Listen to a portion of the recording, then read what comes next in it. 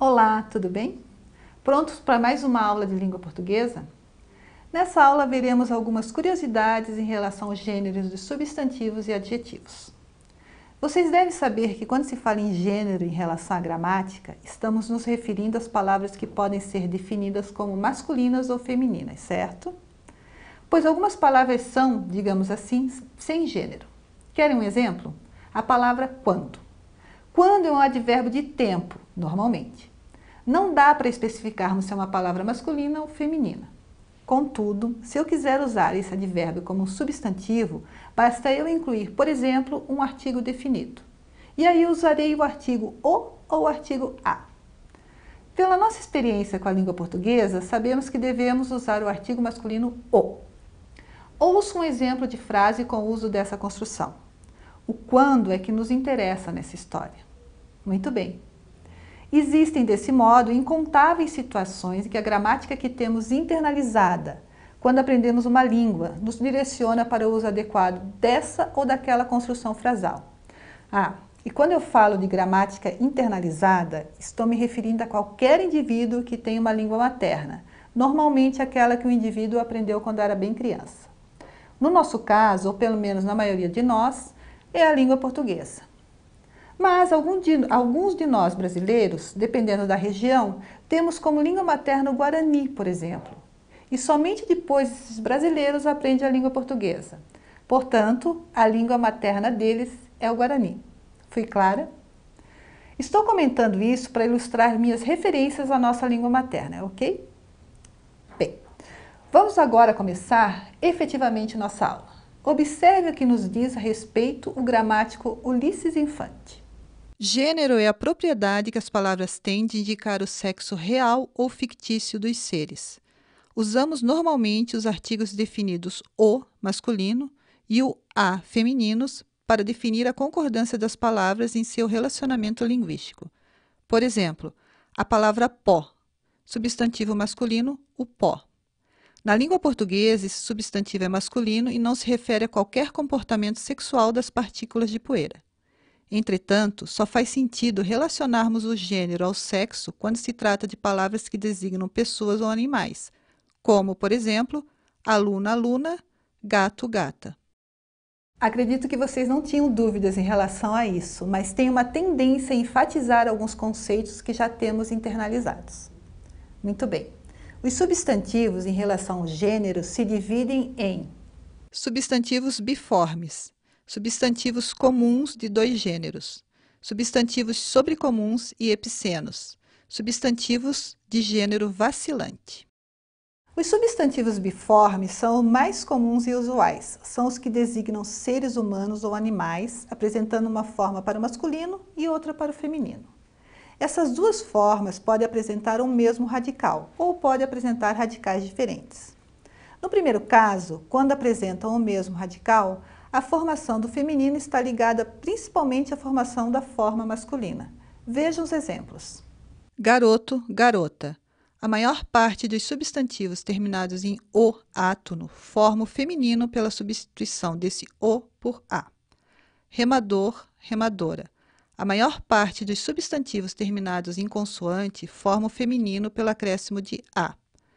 Anfitrião, anfitriã. Patrão, patroa. A maior parte dos substantivos terminados em ão forma o feminino pela substituição de ão por an ou por oa. Sabichão, sabichona.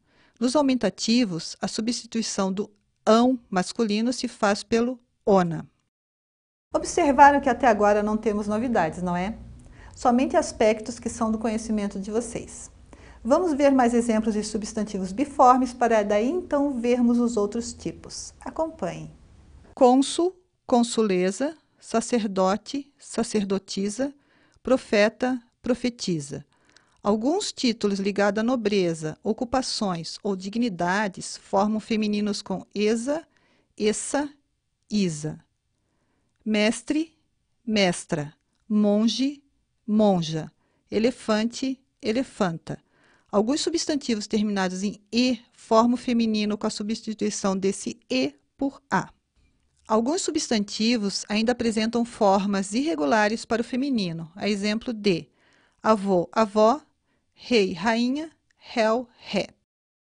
As próximas regras e exemplos se referem a substantivos que possuem radicais diferentes. Destacaremos alguns deles a seguir. No slide, por favor.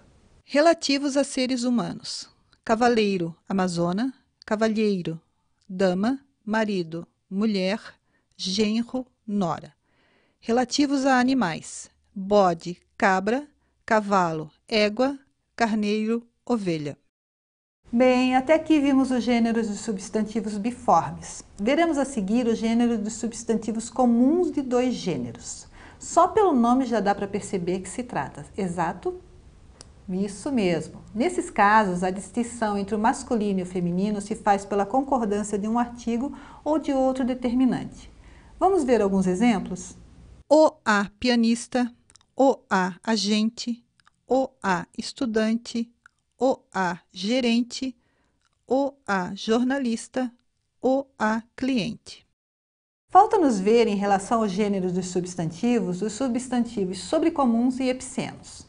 Os substantivos sobrecomuns são substantivos que designam seres humanos, animais ou vegetais e são sempre do mesmo gênero, quer se refira a seres do sexo masculino ou do sexo feminino. Apresentarei alguns exemplos para vocês. Acompanhem. O indivíduo, a criança, a testemunha, a vítima, a criatura. Simples, não? Só nos falta ver agora os substantivos epicenos, que são os substantivos de um único gênero. São os que designam animais e, por vezes, alguns vegetais também. Vejam alguns exemplos. A borboleta, o condor, a baleia, o jacaré, a palmeira, o mamoeiro. Para finalizarmos a questão do gênero dos substantivos, vale ressaltar que o gênero dos substantivos sobrecomuns e epicenos é sempre o mesmo. O que pode variar é o sexo do ser a que se refere. Para diferenciar, usa-se normalmente as expressões macho e fêmea. Muito bem, a questão do gênero do substantivo está resolvida, ou não? Não está. Deixei por último os substantivos de gênero vacilante, porque esse tipo requer um cuidado ainda maior, pois o uso indevido deles não fere apenas a norma culta, mas altera totalmente o significado de uma expressão. Ainda, segundo Ulisses Infante, os substantivos que apresentam oscilação de gênero podem, em alguns casos, ser usados tanto no gênero masculino quanto no gênero feminino. Contudo, a lista que apresentarei a seguir é adicionalizada e segue a norma culta, ok? Esses são alguns substantivos mais simples, ou seja, fazem parte do vocabulário da maioria de nós. São eles: gênero masculino: o aneurisma, o eclipse, o magma, o apêndice, o eczema, o matiz, significando diferentes tons da mesma cor. O formicida, o plasma, o clã, o guaraná, o dó, significa sentimento que denota pena. O champanhe. Como é um produto da região de Champagne, na França, o adequado é usar o champanhe. Mesmo o aportuguesamento champanha deve ser usado no masculino, apesar de seu uso corriqueiro ter se estabelecido como feminino, ferindo, portanto, a norma culta. Gênero feminino: a agravante, que significa que torna mais grave. A couve-flor, a comichão, a entorse, significa lesão observada nos tendões ou ligamentos. A aguardente, a derme, a gênese, ou seja, o início, a alface, a cal, a dinamite, a omoplata, a bacanal, que significa devassidão, orgia, a cataplasma, que é uma substância medicamentosa usada sobre a pele, a ênfase, a sentinela. Os substantivos listados e apresentados irão requerer uma constante consulta, pois não são muito fáceis de serem usados. Lembrando que é aceitável usar essas palavras tanto no gênero masculino ou feminino, mas buscando sempre usar o que rege a gramática normativa, certo? Bem, para finalizar, iremos ver os substantivos em que a mudança de gênero altera totalmente o sentido. Lembra que falei para vocês ainda há pouco sobre essa situação? Ouçam esse exemplo e vocês perceberão o que falaremos a seguir. A palavra cabeça pode ser usada com dois significados distintos. Observem. O cabeça da turma é o João. A cabeça do João tem um formato estranho. Perceberam? É claro. No primeiro exemplo, o cabeça significa líder, chefe.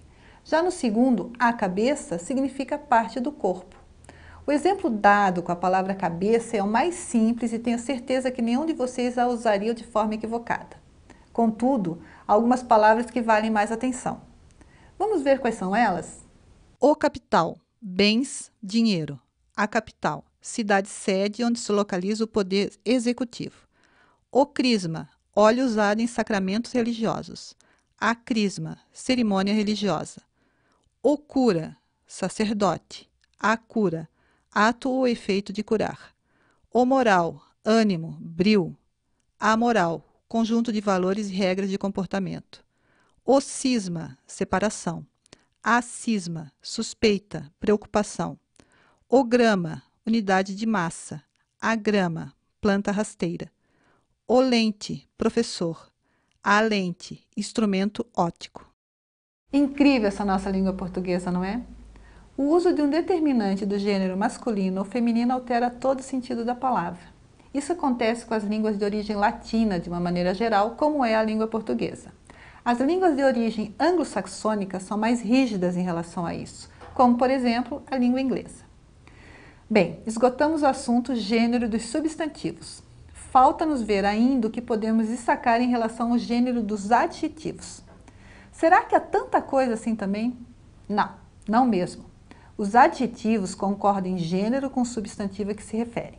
Dessa forma, por exemplo, a expressão um comportamento estranho, a palavra estranho, adjetivo masculino, está concordando com o substantivo masculino comportamento. Simples, não? Eu apenas quero destacar o gênero dos adjetivos compostos. Vejam alguns exemplos. Irei explicando um a um e vocês poderão guardar a regra. Casaco verde escuro, saia verde escura. Segundo elemento, no caso a palavra escuro, se modifica concordando com o gênero do substantivo a que se refere. Cidadão luso-brasileiro, cidadã luso-brasileira. Mesmo caso. A palavra brasileiro se modifica para concordar com o substantivo. Rapaz surdo-mudo, moça surda-muda. Esse adjetivo composto é uma exceção. Nesse caso, ambos os elementos se modificam. Tecido amarelo-ouro, tinta amarelo-ouro. Muro azul marinho, janela azul marinho. Carro verde garrafa, bicicleta verde garrafa. Observem, quando o segundo elemento do adjetivo composto é um substantivo, esse segundo elemento não se altera. Pessoal, agora sim finalizamos mais uma aula. Espero que tenham gostado. E já sabe, em caso de dúvidas, retornem a essa aula, consulte uma gramática, pesquisem. Tudo é válido para aprimorarmos cada vez mais o uso da língua portuguesa. Não esqueçam de fazer os exercícios. É uma forma de também memorizarmos as regras. E façam esses exercícios após assistir às aulas para testarem o quanto aprenderam. Combinado? Até a próxima. Tchau!